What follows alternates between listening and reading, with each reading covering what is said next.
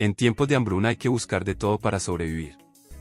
De acuerdo al Pacto de Lima, todos los jugadores contratados durante la época del Dorado tenían que regresar a sus países de origen para 1954 sin dejar ni un solo peso, pues sus contrataciones habían sido ilegales. El fútbol colombiano había vivido los mejores años de su historia gracias a estas lujosas contrataciones.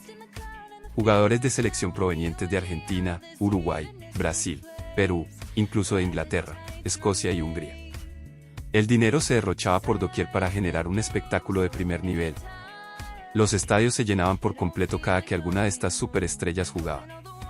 Películas, páginas de periódico completas, entrevistas y fiestas de honor se organizaban para estas nóminas galácticas, una gran y hedonística fiesta de derroche y decadencia.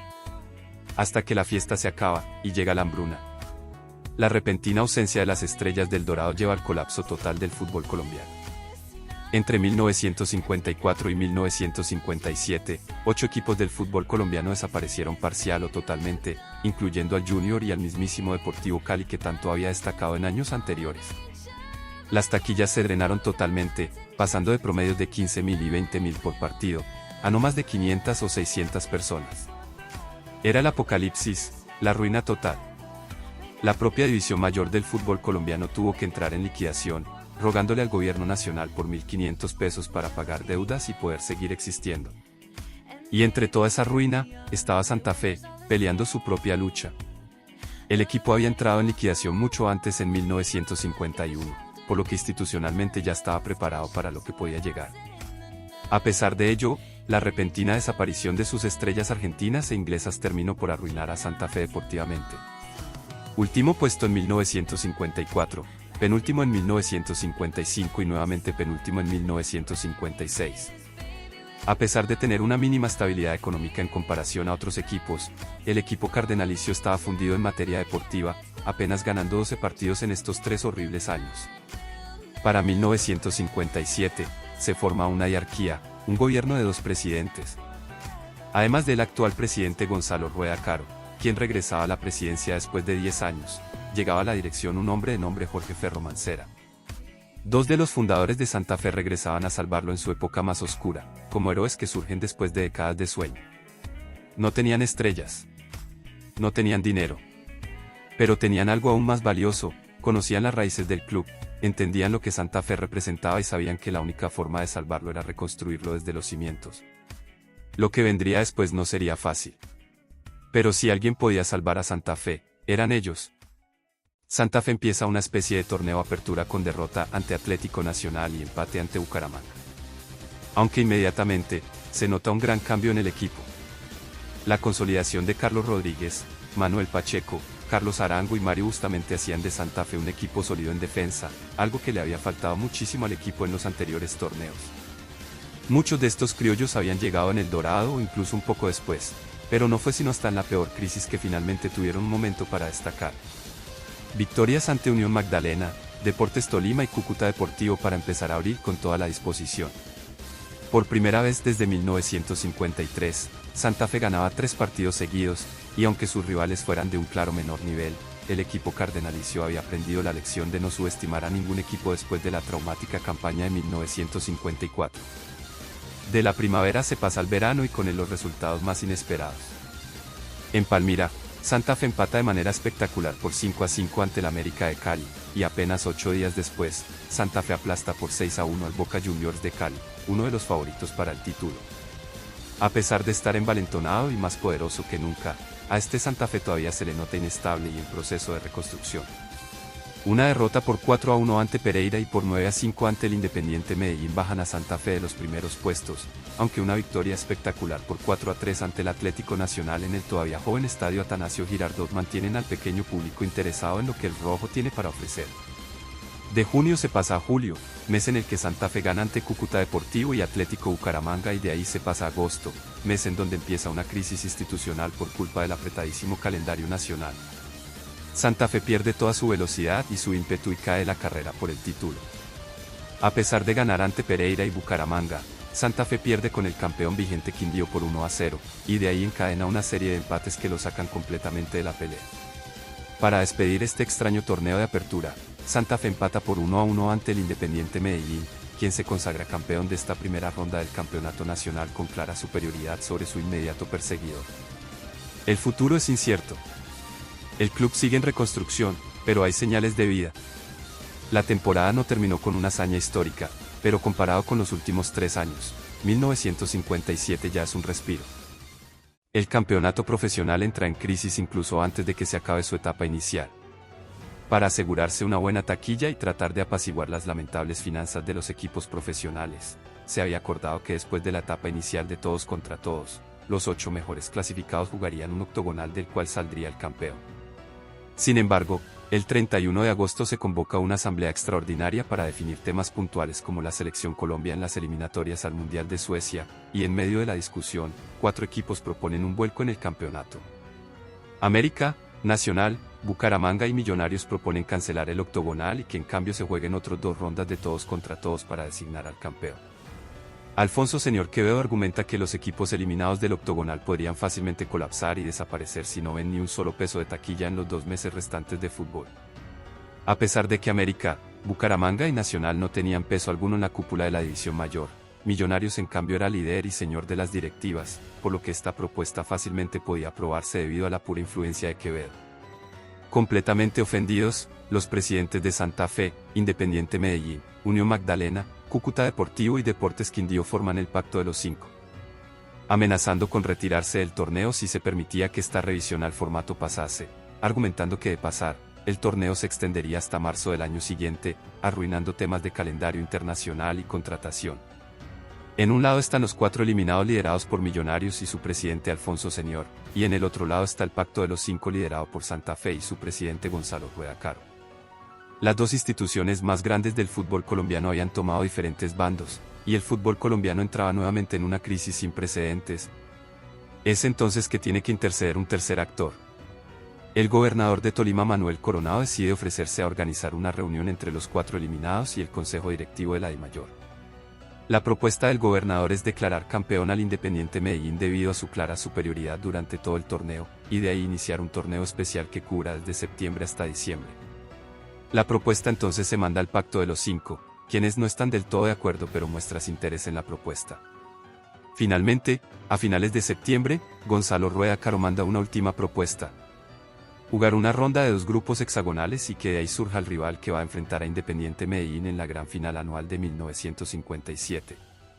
La propuesta de Coronado había sido aceptada con ligeras modificaciones, y finalmente se daba por superada la peor crisis institucional de la división mayor del fútbol colombiano. Santa Fe es puesto en el hexagonal B junto a Millonarios, Cúcuta Deportivo, Atlético Bucaramanga, América y Boca de Cali. Los primeros duelos de Santa Fe son muy difíciles. Una derrota ante Boca el 6 de octubre y otra ante Cúcuta el 23.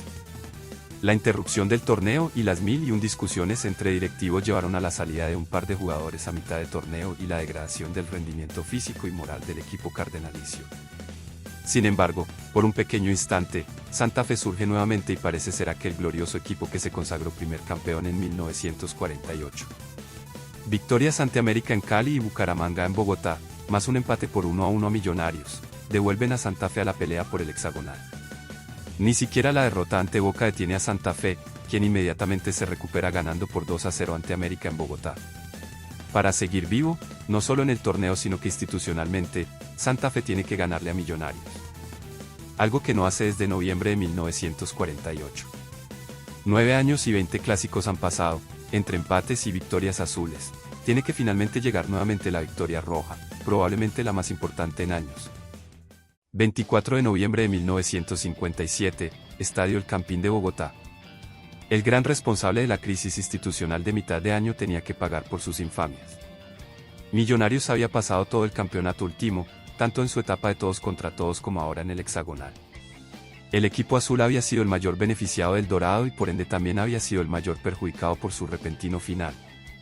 Solo es gracias al apoyo gubernamental y a la gran influencia de Alfonso Señor Quevedo en la DIMAYOR que Millonarios no colapsa de la misma manera que sus rivales, pero la hora del juicio estaba llegando, y sería Santa Fe quien lo propinara acordemente. El Campín ya no era ese lugar en donde se reunían hasta 30.000 personas para ver a Santa Fe y a Millonarios enfrentarse, siendo la asistencia para este partido bastante moderada, no superando los 10.000. Pero eran 10.000 millas lejos de las pobrísimas asistencias de los demás equipos. La gran mayoría de los presentes eran hinchas santafereños, ansiosos por ver por fin caer a una dictadura opresiva que los había molestado por casi 10 años. Al mismo tiempo que 15.000 personas se reunían en el barrio Ricaurte para recibir a Alberto Lleras Camargo en el contexto del plebiscito para el Frente Nacional, arrancaba el clásico del fin de la dictadura. Para el minuto 5, Santa Fe desperdicia un penalti. Gallito cobra sin mucha potencia, directo a las manos del arquero Elpidio Hernández. Empieza una tormenta roja sin precedentes, de las que no se había visto desde hace mucho tiempo. Hermenegildo Germán Antón había sido uno de los artífices del primer título de Santa Fe en 1948, incluso destacándose en la victoria 5-3 ante Millonarios en el primer clásico capitalino de la historia. 9 años después, y después de haber vivido incontables partidos e incontables historias, el primer ídolo de la historia de Santa Fe centra para Gallito Hernández, quien conecta con furia para el 1-0 en 11 minutos de juego. Tal vez por primera vez en su historia, Millonarios no responde, nunca responde. Al 35, Pérez Vega centra para Mesans y este repite la misma jugada del primer gol ante la mirada atónita del arquero Hernández. Se cierra el primer tiempo con marcador de 2-0 y los santafereños presentes saltan en el aire la dicha, sin importar las ropas que visitan o cómo luzcan ante sus compañeros. Los partidarios de Millonarios en cambio se notan confiados y tranquilos, juran que su equipo va a poder remontar y va a ganar el clásico por 3-2, pues ya hubieron casos en los que el equipo cardenalicio se puso en ventaja y terminó perdiendo. Sin embargo, Millonarios no responde, nunca responde. Arranca el segundo tiempo e inmediatamente se forma un conato de pelea que termina con la expulsión de Rubio en Millonarios y Gallito Hernández en Santa Fe. A pesar de perder a su mejor delantero, Santa Fe ataca con una furia aún más letal que la del primer tiempo. El tercero es una obra maestra. Perroncino está a 35 metros de distancia, absolutamente lejos de cualquier posibilidad de gol, aunque eso no detiene al volante de rematar con todas sus fuerzas, aprovechando la mala posición de Hernández. Pasan 1, 2, 3 segundos, y Hernández solo puede mirar atónito mientras los rojos celebran como nunca antes. A 35 metros, Santa Fe se pone 3-0. Cuarto y último al acabar el gran match. Rodolfo Bedialle conecta el 4-0, fungiendo como el segador final de Millonarios. Finalmente ha llegado el juicio final del equipo azul. Después de 10 derrotas y 10 empates, el Club Independiente Santa Fe obtiene su cuarta victoria en el clásico capitalino, aplastando a Millonarios por 4-0, sobreviviendo para ver un día más. Millonarios se retira en la vergüenza más absoluta. Sus hinchas bajan la cabeza, murmurando entre sí, buscando excusas, pero no hay excusas que valgan.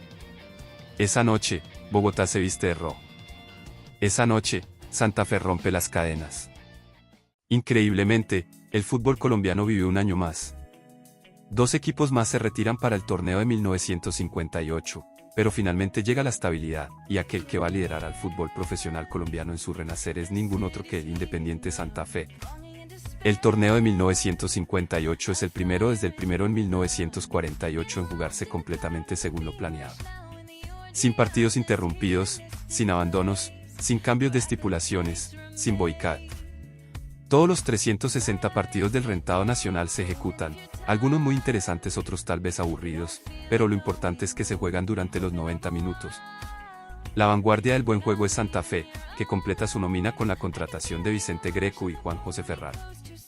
Ya no hay deficiencias ni en defensa ni en ataque, en cambio mostrando un fútbol muy vistoso y revolucionario para la época, un fútbol que devuelve a la población a los estadios. Empiezan siendo 1000, tal vez 2000. Pero para el partido final del torneo, el Campín se vuelve a llenar como en las gloriosas tardes del Dorado, todos dispuestos a ver renacer al primer campeón. El 21 de diciembre de 1958, 10 años después de la primera consagración, Santa Fe se consagra por segunda vez como campeón del fútbol profesional colombiano. El fútbol colombiano resucitado, obra del también renacido Expreso Rojo. Las crisis, las polémicas, los boicots, las renuncias, todo queda atrás. El deporte que había estado al borde de la desaparición encuentra un nuevo latido. Y ese latido es rojo y blanco.